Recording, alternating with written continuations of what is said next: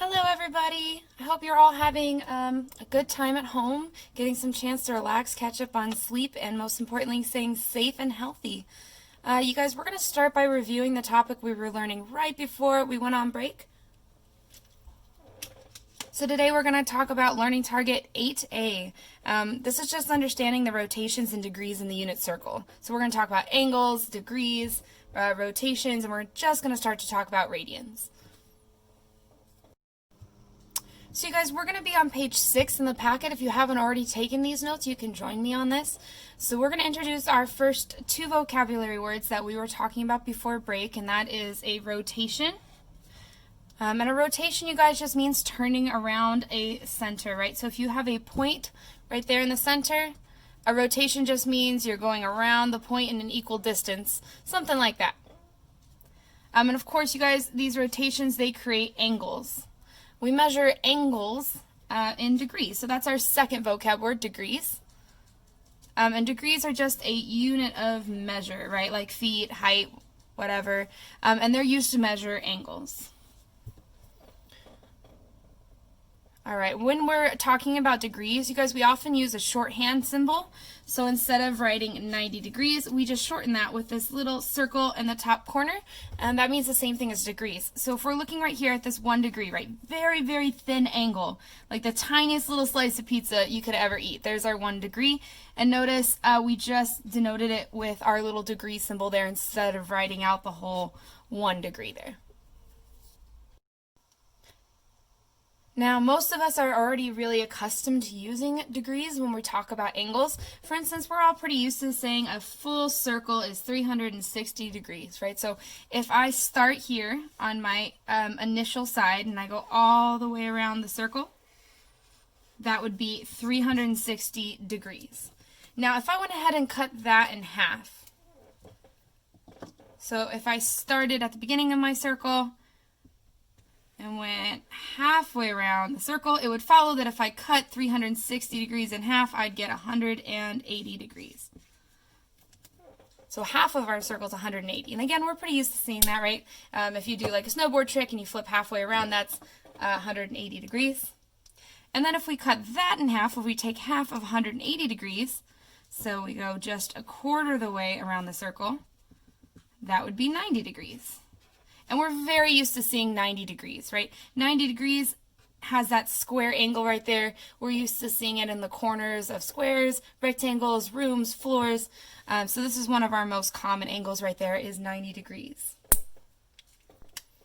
All right, and then the last vocab words we're going to talk about today are these initial and terminal sides. So your initial side is where you start your angle.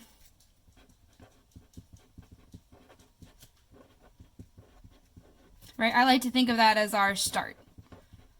And the other side of our angle would be like our finish. So right up here, we call that our terminal side.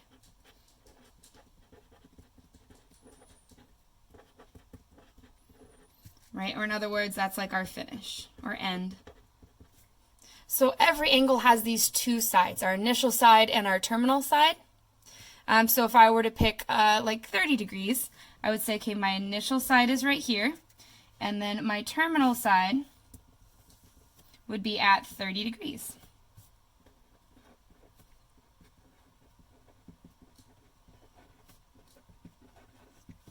Okay, so our vocab words, just to recap on this page, we've got rotation, and we've got degrees, right? Degrees is how we measure the angles that are formed by rotation. And then we've got our initial side, that's our start side, and our terminal side, the end of our angle. So on the next page, you guys, we have a more detailed circle that has a lot of the degrees marked already all the way around the circle. So if we're looking at it this way, it's pretty clear that if we go just a fourth of the way around the circle, we hit 90 degrees. Right? So a fourth of a circle is 90 degrees. Or in other words, we call that a right angle. Right? If we go another fourth,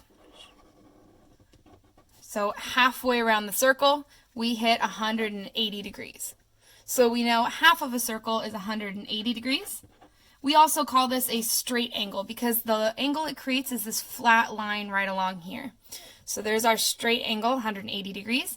Now using this already pre-marked one, we can easily find what 3/4 of a circle is, right? If we go another fourth of a circle, it takes us 3/4 away around, we hit 270 degrees. So 3/4 of a circle, that's 270 degrees.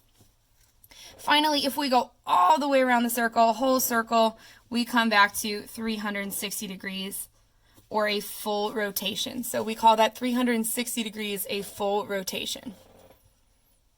Now you guys, these are our most important angles I've got marked here. These are on our axi. We've got 0, 90, 180, 270, and then back to 360. And these are our most important angles because we're going to use them as we go along as reference angles to find the other angles in between them, right? So for instance, if we're talking about 60 degrees, that's right here. You can kind of pinpoint it by saying that 60 degrees is right between 0 and 90 degrees. In our next video, guys, I'm going to review how we switch between degrees and radians and discuss what radians are. But before we do that, I'd like you to complete the Delta Math assignment. It's going to be marked as 8A Rotating Small Angles on deltamath.com.